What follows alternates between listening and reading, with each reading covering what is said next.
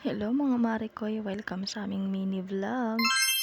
For today's video ay nandito nga pala kami ngayon sa kabila. Siyempre, anong gagawin ng batang makulit? Magkakalat for today's mini vlog. Nandito nga pala ngayon yung pamangkin ko at ayan, for the nood-nood ka lang siya dito sa pinsan niyang makulit. Pagpasensyahan nyo na nga pala kung meron kayong ingay na maririnig dito sa aking pagpo-voice over. Wala naman kasing bago, lagi namang maingay.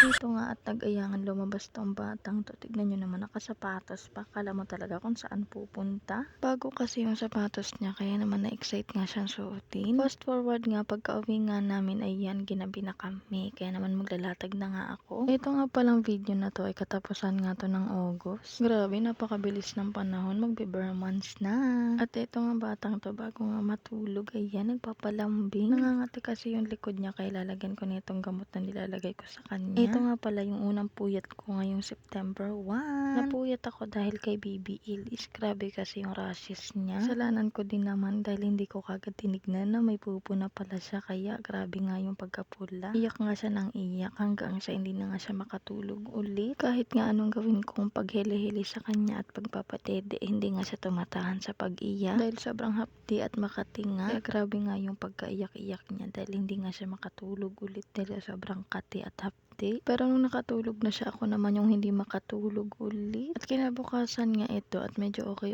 na nga siya at hindi na nga gaanong namumula. Nilalagyan ko pa rin ng gamot na nilalagay ko sa kanya para nga mawala na talaga. Dito nga pala ngayon yung mga pinsan niya, kaya naman ayan, for the laro nga sila nitong binili nilang laruan. Gumala kasi sila, tapos ayan, nagpabili nga siya ng laruan na ganito. At kinagabihan nga ito at naglambing na naman siya sa papa niya. Ito nga at gusto na naman ng Jollibee, kaya itong papa niya for the go. Huyang OA. Bago nga kami pumasok sa loob, ayan, for the yakap-yakap muna kay Jollibee at picture-picture. Katapos naman yung yumakap at magpicture kay Jollibee, pumasok na rin kami. O diba, hindi halatang excited yan.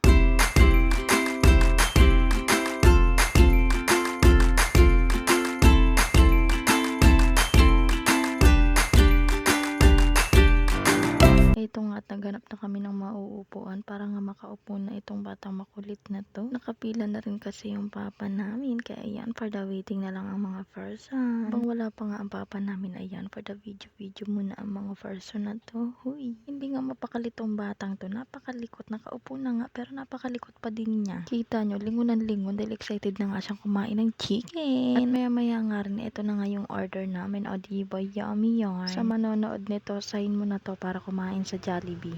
Charot. Pagka-uwi nga, nagpahinga lang ako saglit at naglatag na nga rin ako para nga makapagpahinga na rin ng mga person. Ipapagpag ko nga muna pala yung kumot at yung unan at yung higaan namin para nga matanggal yung mga alikabok-alikabok. At grabe nga yung nangyari ngayong may bagyo, mga Marikoy, kaya mag-ingat po tayong lahat. Balik nga ako dito sa ating video. Ito nga at nailatag ko na nga itong kutsyon namin. Tapos ko na nga palang ipagpag yan, kaya ayan, ilatag ko na rin pati yung mga unan at kumot. Pero bago ko nga siya patulugin, pinagpahinga ko nga muna siya dahil nga busog siya. Pati nga rin ako at yung papa niya nagpahinga dahil nga mga busog kami. May bata na naman masaya at nasunod ang gusto. At yun lang, bye!